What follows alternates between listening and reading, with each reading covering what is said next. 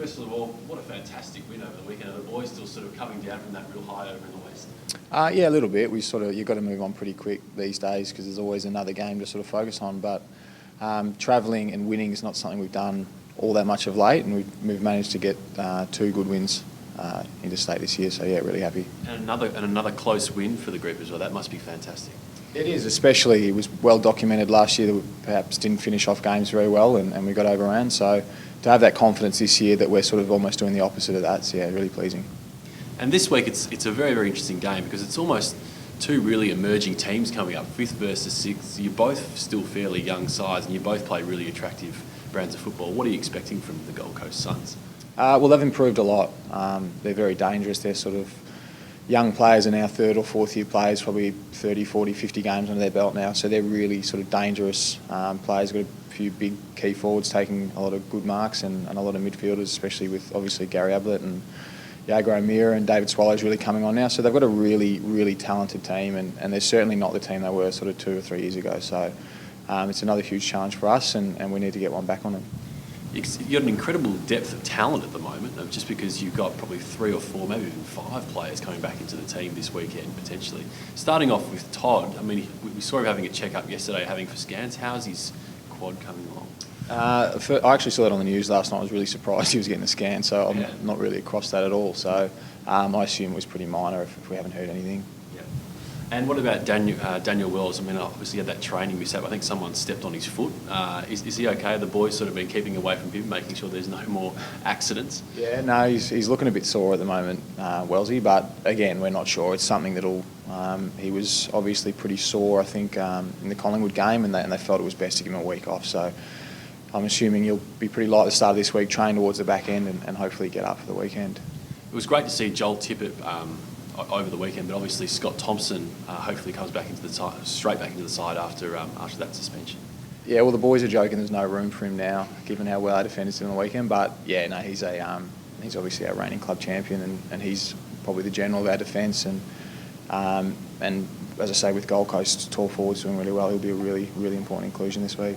How much of a boost will he be, obviously, for the team, because he provides so much leadership in that back six, doesn't he? Well, he does, and he's not only a big lockdown defender, but he also provides a huge amount of rebound as well. So that's something that not many of the big defenders do, and he does that. But as you say, just his voice and leadership and setting up the defence is something that was covered really well on the weekend by the boys, but something that we'll love to have back. Andrew Swallows had a really, really frustrating sort of first 6-7 weeks. I mean, obviously he had that Achilles injury last season, but it's kind of persisted. What sort of a emotional battle has he been going on? I mean, I know he's skipper at the club. Is it hard for him to sort of get the boys up when he's been sidelined for a lot of this season? If it is, you hadn't noticed. He's a really balanced guy. He's got a lot going on outside of football, and I think that's helped. But I think he knew with himself once he had done the injury that there was a time frame. He stuck pretty close to that time frame, I think. So there hasn't been any sort of too many setbacks, or he's not been trying to rush. He's just been really composed with that timeline. And the last sort of month he's been training amazingly well. He's put on a bit of size. He looks like he's a bit quicker even. So he had a good hit out on the weekend, and whether he comes in or not this week, I'm not sure. But no, he's still very enthusiastic, still has a huge voice around the club, and still obviously our captain and one of our best leaders. How much of a lift would the boys get if he actually, ran out with you? I mean, there's some talk that he might be coming on as a sub this weekend. I mean, would you see that as a positive move for the team? Yeah, well, certainly. Just having him in the side, as I say, for his leadership and his voice and direction, not to mention he's a 3-time Sid Barker medalist, so he's one of our best players. So obviously if the coaching staff decide that he's ready to go this week, yeah, we'll be rapt to have him back. And because he's got such a great tank, obviously coming on as a sub, he'd be a real boost in that sort of a role, wouldn't he? Yeah, for sure. And he's been running a lot now, so part of his rehab has been a lot of covering a lot of kilometres. So we feel he's probably fit enough, maybe down a bit on match fitness, but as you say, if it was to be a sub, I'm sure he could give us a pretty good quarter. It'd be an interesting game if he did come back, because he'd potentially be facing up against his brother. I mean, they're two of the sort of emerging superstars of the competition, aren't they? Yeah, for sure. And I think sort of Dave's catching him now. He's having a pretty good year, but I know they're pretty competitive, those two, so it'd be good to see him go head to head. Do you know much about their relationship? Have they got a sort of a really good relationship? I mean, they're both sort of Perth boys, but they've sort of, one's gone up north and one's headed to Melbourne. Yeah, no, really good relationship. I think they're always, Spitter's always sort of getting out to watch Dave play when he's in Melbourne and sort of vice versa. So I know they catch up a lot. They probably talk a lot. Probably not so much about footy, but yeah, I think they've got a pretty good relationship. Just from a player's point of view, I mean, how do you sort of see someone like Gary Ablett? I mean, obviously his name gets brought up most weeks as to how good he is. I mean, there's some talk that he could be in the best team of all time. I mean, what do players, when you come into the club on a Monday morning or Tuesday morning, do you talk about sort of stuff that he does on the field? Because he really is a marvel, isn't he?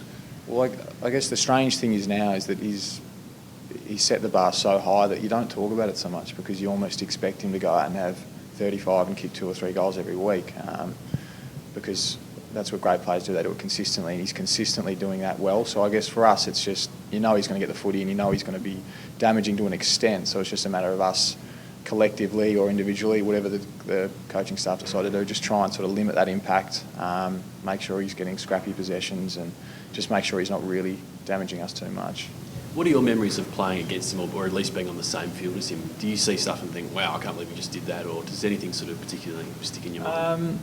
Just probably his strength around the ball, and just his ability to never leave a contest. Some guys sort of, they'll have one effort and they'll go at the ball and then perhaps they're done. But he's always sort of dangerous. He's always a chance to get the footy, and he's always thinking, and he's so strong over the ball, never loses his feet. So that's really the big thing I've noticed. And who do you expect to go to him this week? Obviously, you'll probably need to be preparing the whole week to go up against someone like that.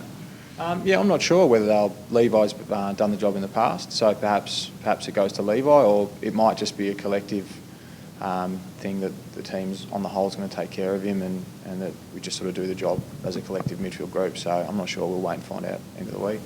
Have you noticed sort of a bit of a change in at least the game structure of the team under Brad, especially this season? Because I think there was a time when you were averaging 130 points at Etihad, and now all of a sudden, I don't think you guys have made triple figures this season. Have you noticed it's been a hell of a lot more defensively focused? Well, certainly defence was probably our Achilles heel last year, just limiting opposition scores. So that's something that we worked a lot on this year. Perhaps we were criticised early in the year about being too defensive and sort of losing that real attacking game. But we feel that attacking part of our game is so inherent in us, and it's just typical of how a lot of us play, that that will come back in due time.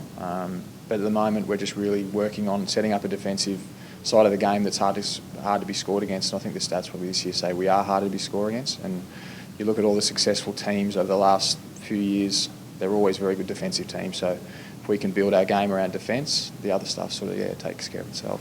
Gary Ablett is, of course, rated by pretty much everyone in the competition, but someone like Boomer Harvey, you still feel is underrated in some quarters. I think he was involved in 20 out of 24 score involvements last match. What can you say about Boomer, and just how important is he on the field?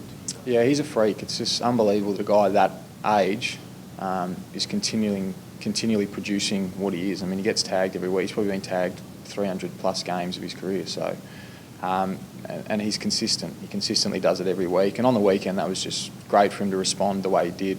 Having had perhaps a poorer game against Crowley the last time around, he sort of set himself up for this game. And he's such a good leader. He's such a good ball user, and he's very, very smart with the way he runs and the way he uses the footy. So, yeah, I can't speak highly enough of him. And a lot of people might be a little bit confused by North Melbourne's timeline this season. I mean, there's some games in which, for example, the Collingwood game was a little bit disappointing, but then you go and have a win away like last season. It's just incredible. Who is the real North Melbourne? I guess a lot of fans are sort of asking. Is it the top four potentially side, or is it the side that sometimes has phases in games? Well, yeah, that's our biggest challenge now, is sort of limiting that gap between our best and our worst, because as you've seen, our best is pretty good, but our worst is pretty ordinary. So we're trying now to sort of emulate what those really good sides are doing, and just consistently producing the same amount of effort every single week. And that's something that we're working on. We're obviously getting better at it, but we can't afford to have lapses like we did against Collingwood or Essendon, because the good teams don't do that. And if we want to be successful, we need to essentially bring our A game every week.